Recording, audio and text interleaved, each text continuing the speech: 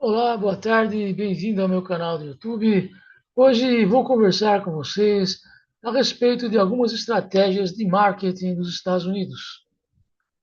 Vejam vocês, interessa muito a alguns marqueteiros americanos que seja a sexualidade a discussão principal da vida. Por quê? É uma questão complexa. Vejamos uma análise dessa situação. Quem seriam os marqueteiros mais antagonistas àqueles marqueteiros que querem vender os Estados Unidos? Seriam, possivelmente, os marqueteiros comunistas e os islâmicos. Talvez os grandes rivais de influência cultural dos Estados Unidos no mundo sejam comunistas e islâmicos, né? E aí, como que esses marqueteiros americanos vão vender uma imagem de que os Estados Unidos são superiores aos países comunistas e aos países islâmicos?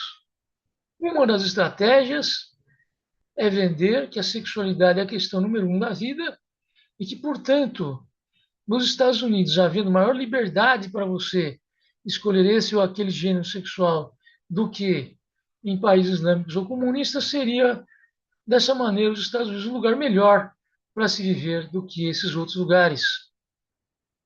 Certo? A estratégia de marketing de ambos, comunistas e islâmicos, talvez seja dizer que não é a sexualidade a questão número um da vida, mas sim a solidariedade.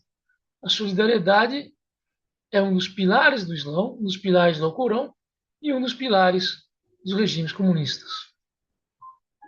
Então, nós teríamos essa discussão onde marqueteiros americanos alardeariam que a repressão dos desejos sexuais é o pior drama humano e outros lugares do mundo que alardeariam que a falta de solidariedade é o pior drama humano, né? É interessante porque, se você for observar, a psicanálise, muitas vezes, é um sistema de terapia que vai valorizar muito a sexualidade e vai dizer ad nauseam que o problema da vida são os desejos insatisfeitos. Então, a psicanálise ela entra como uma luva nessas ideias marqueteiras americanas. Porque tudo que eles querem é isso, que seja o desejo reprimido a fonte do sofrimento. Se possível, se conseguirem diagnosticar a esquizofrenia como repressão de desejos, fantástico, extraordinário. Se alguém elabora uma terapia pela qual consegue identificar quais seriam os desejos sexuais, sobretudo, das pessoas com esquizofrenia, e consegue fazer com que essas pessoas não mais reprimam esses desejos, e a partir daí que essas pessoas melhorem, se alguém achar uma terapia dessa, esses marqueteiros nova-iorquinos dos Estados Unidos, eles vão te mandar aí uma bolada aí de milhões de dólares, por isso no mínimo, né? Porque isso é tudo que eles querem, né? O que mais interessa a esses marqueteiros seria uma coisa dessa, bombástica. Desenvolvemos aqui uma terapia para a esquizofrenia, onde conseguimos fazer com que essas pessoas realizem seus desejos reprimidos e assim melhorem e se integrem à sociedade. Isso não acontece, não é verdade? Isso não acontece. Não é o que se passa. Mas seria uma grande celebração em Nova York se fosse isso verdade, né? E nós vivemos, de modo geral, um pouco essa ideia da imagem, né? Que a imagem é a grande preocupação, né? Essa é outra ideia que vendem também. A imagem é a grande preocupação, né? É que imagem eu estou projetando, que imagem gostaria de projetar, qual imagem que os outros fazem de mim. Essas seriam questões primordiais nas mentes das pessoas, né? Eu conheci uma terapeuta que eu fui lá pedir ajuda, eu estava numa situação difícil, e ela falava que eu devia sorrir mais, né? Por quê? Porque para ela, ela está dentro desse âmbito da imagem. Ela acha que a minha preocupação é vender essa ou aquela imagem, certo? E isso vai também um pouco de encontro com o que eu estava falando. Por quê? Vender a imagem é mais a propaganda americana. Porque para mim não era o sorriso que importava ao falar com aquela senhora, mas sim pedir ajuda, solidariedade. Né? Eu não queria parecer sensual. Eu não estava lá para seduzi-la. Eu estava lá para pedir ajuda. Né? Mas ela mal entende. Ela acha que as pessoas estão sempre tentando seduzir umas às outras. Né? O que vem aí a calhar também nessa coisa dessa propaganda americana, a sedução. Né? Sedução como um dos valores primordiais da vida, a sexualidade, número um, a sedução, ou como queiram, a sedução vendida como muito importante também é do interesse americano. Né? Por quê? Porque, vejam vocês, por exemplo, vão dizer que no mundo islâmico os casamentos são arranjados, que na China também, que não há liberdade, etc. E tal. Né? É sempre a liberdade contra a repressão. Né? Mesmo no âmbito, sobretudo no âmbito da sexualidade, mas também no âmbito do charme, da imagem vendida, né? Porque o processo sedutório seria de primeira importância na vida humana. Sociedades onde os casamentos são arranjados seriam sociedades inferiores, né? São ideias do marketing americano, correto? Sexualidade e sedução. Se você for ver a arte americana, a arte que é vendida pelos americanos, ela é, não sempre, claro, mas muitas vezes ela é uma arte sedutória. São atores atraentes, atrizes atraentes, com um roteiro atraente. Né? E no final das contas, querem vender muitas vezes os Estados Unidos como um país charmoso. Né?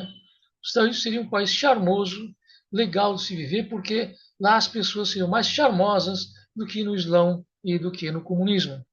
Não mais solidárias, porém mais charmosas. E o charme mais importante do que a solidariedade. De novo, né? São essas ideias de marketing que existem nos Estados Unidos e eles vendem muito, porque eles têm que contrariar islâmicos e comunistas, sendo o charme o maior privilégio americano do que chinês, então vende-se isso aí do charme americano. Você vai assistir filmes americanos, você assiste Poderoso Chefão, uma das mais famosas produções americanas. Né? O que se passa? Passa-se que alguém fica com a impressão, puxa vida, nos Estados Unidos até os bandidos são charmosos. Né? Isso que eles vendem. Certo? Que até os bandidos americanos sejam gente charmosa. Né? A solidariedade vai ficando para trás nesse debate, nessa propaganda americana. Não é verdade? Agora, um dos problemas que essas pessoas têm é o próprio consumo interno nos Estados Unidos. Porque muitos americanos são conservadores. Para muitos americanos, são valores bíblicos que importam. Não são eles favoráveis a uma liberdade sexual nos Estados Unidos. Ao contrário, não são eles favoráveis a uma sociedade apenas de gente charmosa e descompromissada com a ética, descompromissada com valores de solidariedade. Para muitos americanos, eles mesmos, esses valores éticos, esses valores de uma pureza na vida sexual, esses valores lhes importam, e importam muito. Então é complicado porque esse marketing americano ele não tem apenas dificuldades no Islão e nos países comunistas para penetrar, tem dificuldades dentro dos Estados Unidos também. Grande parte da população americana, grande parte da população americana não é consoante com esse discurso totalmente libertário. Né? Nos Estados Unidos há quem diga, por exemplo, você tem que fazer uma educação sexual porque alguns adolescentes, se não mudarem de sexo, vão suicidar-se na idade adulta. Né? Há quem diga isso nos Estados Unidos. E tem o controle, tem o oposto, né? O oposto, que vão ser aqueles que vão falar que isso é tudo bobagem, que isso é pregar Sodoma e Gomorra, que a Bíblia é contrária a isso e que, portanto, não se deveria ter nos Estados Unidos essa liberdade de mudança de gênero, por exemplo. Não é verdade? Agora, vendo a minha vida, né? Na minha vida nunca foi a sexualidade o problema número um e nunca foi o charme o problema número dois. Né? Nunca foi. O processo sedutório e a satisfação sexual na minha vida nunca foram assim tão relevantes, né? Na minha vida, a minha ideia era um casamento mesmo arranjado e a minha satisfação sexual se restringiria ao meu lar, né? Então, isso sempre foi do desagrado desses marqueteiros, né? Sempre foi do desagrado desses marqueteiros. É, há que se pensar, né? Há que se pensar, né? O que importa mais numa terapia? Você tem uma pessoa com esquizofrenia que você quer ajudar. O que importa mais nessa terapia? É você auxiliar essa pessoa a identificar desejos reprimidos que ela não realiza, porque é isso que está a danificando, porque é isso que está fazendo sofrer. Ou é você estender a mão, me dizer sou seu amigo, vim aqui para te ajudar, sou seu amigo. Não estou julgando, não estou querendo que você siga isso ou aquilo, não, nada. Eu só estou aqui para ser seu amigo e garantir, junto com você, que amanhã você tenha comida para comer. Solidariedade. Né? Solidariedade é o número um. Eu acho que o problema da esquizofrenia, para mim, ele é um pouco diferente do que era a propaganda americana. Eu acho que as pessoas. É um problema complexo, mas parte do problema é que as pessoas com esquizofrenia são pessoas que já não conseguem negociar direito, né? Negociar suas próprias necessidades, expressar suas próprias necessidades e negociar a satisfação das suas próprias necessidades, sobretudo no passado humano, a necessidade alimentar. Eu acho que vem por aí. As pessoas com esquizofrenia seriam as pessoas que, na divisão da comida no grupo humano, elas teriam dificuldades de se expressar no que precisa, no que não precisa. Porque o ser humano, o grupo humano, ele não divide a comida prioritariamente para quem caça ou para quem produz a comida. A sociedade humana, ela divide a comida entre todos. E talvez haja um problema naqueles membros do grupo humano que não conseguem dialogar direito para a obtenção de sua parte na comida. Talvez aí é a origem da esquizofrenia, na minha opinião. Essas pessoas que estão aflitas porque já não conseguem negociar direito sua parte na alimentação naquela época remota, né? Hoje em dia manifesta de outra maneira, porque se, por exemplo, você interna essas pessoas no hospital, você lhes dá comida e eles não vão passar fome. Porém, continua a angústia, continua o sofrimento, porque o sentimento interior é um sentimento que eles não vão ser hábeis o suficiente para conseguir a sua parte na comida, né? Para mim, a esquizofrenia ela é oriunda de um déficit na capacidade negociativa da pessoa, né? Que hoje em dia alguém pode dizer, mas isso não é problema, porque a gente interna e dá comida. Mas é problema para a satisfação interna da pessoa. Enquanto a pessoa não consegue ter uma confiança de que ela consegue conversar normalmente com os outros, expressar suas necessidades, satisfazer suas necessidades, né? Quando a pessoa não tem essa confiança, a pessoa sofre e sofre muito, né? Não é simplesmente alimentar a pessoa, mas sim prover a pessoa de uma habilidade negociativa melhor, de uma habilidade social melhor, que dê satisfação e não cause tanto sofrimento. No passado era dramático, porque no passado era preciso essa habilidade para que você conseguisse sua parte na comida. Pessoa esquisita que não mais colaborava com o grupo, a pessoa que não conseguia falar direito e tal, talvez fosse excluída naqueles tempos. Talvez fossem tempos difíceis, onde o ser humano não tivesse tanto alimento assim disponível, e aí essas pessoas que só atrapalhavam a vida, talvez fossem colocadas de lado, algo assim, né? E, enfim, eu acho que a esquizofrenia tem a ver com isso, uma habilidade negociativa diminuída. Nada a ver com desejos reprimidos. Nada a ver. Para mim não tem nada a ver isso aí. É a habilidade negociativa e não o desejo reprimido. Agora, voltando à discussão com a qual comecei esse podcast, né? Interessa a marqueteiros americanos que seja a esquizofrenia um problema da divisão do alimento? Claro que não. Não interessa a essas pessoas que a esquizofrenia seja um problema da divisão do alimento. Por quê? Porque tanto islâmicos quanto comunistas vão dizer que são melhores que os Estados Unidos nisso aí. O Alcorão vai pregar sempre a solidariedade, a ajuda a todos que têm necessidade, vai pregar sempre isso, é um dos pilares do Alcorão.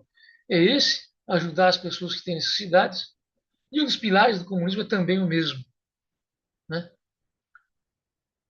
Então, para mim, a discussão inverte-se. No âmbito da esquizofrenia, a discussão inverte-se, que passa a ser estender a mão à coisa número um, e não identificar possíveis desejos sexuais reprimidos. Né?